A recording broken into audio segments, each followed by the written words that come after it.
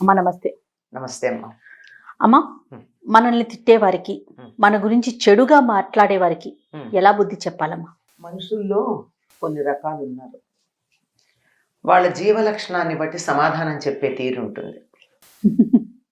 అందరూ ఒకే రకంగా సమాధానం చెప్పరు. ఉమ్, ఏదన్నా అన్నారనుకో, వెంటనే ఒకటిస్తే రెండిచ్చేవాళ్ళు కొంతమంది ఉన్నారు. ఉమ్, తమలపాకుతో తానొకటంటే తలుపు చెక్కతో తానొకటనంట అన్నట్టు అట్లా ఇచ్చేవాళ్ళు కొంతమంది ఉన్నారు. ఏమీ మాట్లాడకుండా ఎంతైతే అంత లెక్కగట్టి అంతే ఇచ్చేవాళ్ళు కొంతమంది ఉన్నారు. అసలు ఏమీ ఇవ్వకుండా తలొంచుకు వెళ్ళిపోయే జాతులున్నాయి. ఆ జాతుల్లో మళ్ళీ 2 రకాలు ఉంటారు. ఒకటేమిటంటే ఏం చేయలేక చేతకాంతనంగా మట్టి ముద్దల్లాగా నేలకు అతుక్కుపోతారు నేలకేసి కొడితే. ఉమ్, రెండో రకం వాళ్ళు బంతిలాగా రెట్టింపు వేగంతో పైకి పైకి లేస్తారు. ఇది ఇంతమంది ఇన్ని రకాలుగా ఉంటే మనం ఈ చివర చెప్పినటువంటి బంతి లాంటి జాతిగా ఉన్నట్టయితే బాగుంటుంది. ఉమ్, ఇప్పుడు ఒకటిస్తే 2 ఇవ్వడం అన్నది ఒక దెబ్బ కొట్టాడు అనుకో, వాడు చెడ్డవాడు కదా. నువ్వు 2 దెబ్బలు కొడితే నువ్వు డబల్ చెడ్డవాడివయ్యావు. ఉమ్, ఉమ్, అంతే కదా. అవును. అంచేత అది సరైన పద్ధత కాదు. అంటే కొన్ని సందర్భాల్లో తప్పకపోతే హిస్టీరిక్గా ప్రవర్తించే వాళ్ళ సందర్భంలో తప్ప మామూలుగా అయితే అది పనికిరాదు. ఇక సమానంగా ఇస్తాంటే నువ్వు వాళ్ళు సమానమే. ఏమిటి నీ గొప్పతనం ఏమిటి? ఆ, నీ గొప్పతనం చూపించుకోవాలంటే రెట్టింపు వేగంతో పైకి లేవడం. నిజానికి ఒక వ్యక్తి ఏదైనా చిన్న దెబ్బ తగిలితే తప్ప జీవితాన్ని సుఖంగా గడుపుకోవాలి, అతి సామాన్యంగా నలుగురితో పాటుగా అందరూ ఉన్నట్టుగా ఉండి హాయిగా ఆనందంగా సుఖంగా గడిపేసుకోవాలనుకుంటాడు. కొన్ని కోట్ల మంది పుట్టారు, కాలగర్భంలో కలిసిపోయారు. ఎవరి పేరు ఇక్కడ మనకుంది లోకంలో? లేదు కదా. అవునమ్మా. అట్లాంటప్పుడు చేయాల్సింది ఏమిటి అంటే, నేను ఒక అస్తిత్వం కలిగి ఉండాలి. ఎవరో నన్ను అవమానపరిచారు కనుక నేనేం చెయ్యాలి? ఆ అవమానం చేసినటువంటి వారు సిగ్గుపడేటట్టుగా ప్రయత్నించాలి. చిన్న గీతని ఒక గీతని చిన్నది చేయాలంటే పక్కన పెద్ద గీత గీయాలి. దీన్ని చెరిపేదాకా అక్కర్లా, దాని దగ్గరికి వెళ్ళక్కర్లా.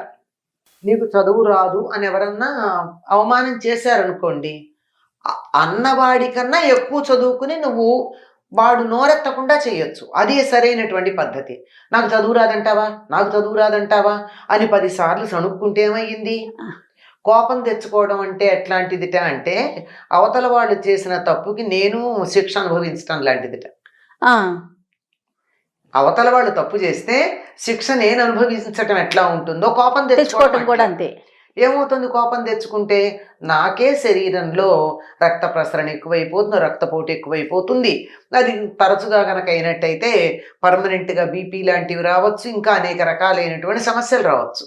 నేనెందుకు తెచ్చుకోవాలి? తప్పు చేసింది వాడు, తిట్టింది వాడి, నోరు చెడిపోయింది, అవమానం చేసింది వాడు, వాడి స్వభావం 10 మందికి తెలిసింది. అంచేత అయితే అవమానం చేసిన సందర్భం ఎట్లాంటిది? నన్ను తక్కువ చేసి మాట్లాడాడు. అప్పుడు నేను నలుగురిలోనూ నేను ఎక్కువ నిరూపించుకోవాలంటే నిరూపించుకునే ప్రయత్నం చేయి. అంతేగాని వాడిని తిట్టి వాడితో దెబ్బలాడి వాడిని ఎదురు దుమ్మెత్తిపోసి చేస్తే వాడికన్నా నువ్వు చెడ్డవాడివైపోతావు. ఉదాహరణకి సీతాదేవి హనుమంతుడితో ఒక మాట అంది. నా భుజం మీద ఎక్కి కూర్చోమ్మా, నేను తీసుకెళ్ళిపోతాను, ఎందుకు కష్టపడతావు అంటాడు హనుమంతుడు. అంటే రావణుడు నన్ను దొంగతనం చేసి తీసుకొచ్చాడు, ఇప్పుడు రాముడు నన్ను కూడా అలాగే చెప్పా పెట్టకుండా తీసుకెళ్తారు. రావణుడి కన్న మిక్కిలి భూవరుడే దొంగయండ్రు. రావణుడు దొంగ, అవును, రాముడు గజ దొంగ అంటారు. అంచేత అట్లా కాదు, నలుగురిలో దర్జాగా వాడికి దొంగతనంగా తీసుకెళ్ళడం ఒక్కటే ప్రధానం కాదు కదా. ఇప్పుడు ఎవరైతే నన్ను తీసుకొచ్చాడు అంటే రాముడి పరాక్రమాన్ని అవమానం చేసినట్టే కదా. అవును. అందువల్ల రాముడి పరాక్రమం ఏమిటో చూపించి నువ్వెంతరా, నీ పరాక్రమం ఎంతరా, నేను గొప్ప, నే గట్టిగా ఇట్లా అంటే వెళ్ళిపోతావు. నువ్వెలా తీసుకెళ్ళావు సీతని?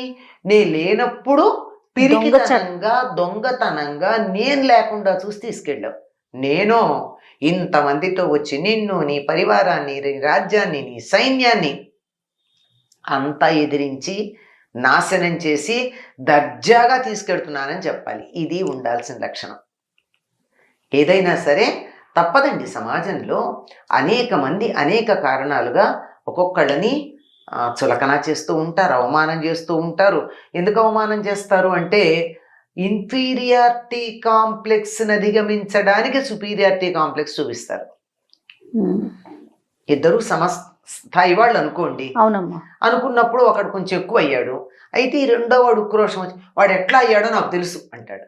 వాడు అయ్యాడన్న సత్యాన్ని గుర్తించడు. వాడు ఎట్లా అయ్యాడో నాకు తెలుసని, లేదా వాడి ఇంట్లో ఉన్నటువంటి లోపాల గురించి, వాళ్ళ కుటుంబ సభ్యుల గురించి, వాడి శరీరంలో ఉన్న అవకరాన్ని గురించి, వీడి గురించి మాట్లాడు. అవును అవును.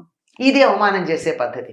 దేనికి చేస్తున్నాడు? వాడిని అధిగమించలేడు కనుక వాడికన్నా నేను ఎక్కువ అని చెప్పలేక వాడు నాకన్నా తక్కువ అని చెప్పే ప్రయత్నం చేసి అవమానం చేస్తాడు.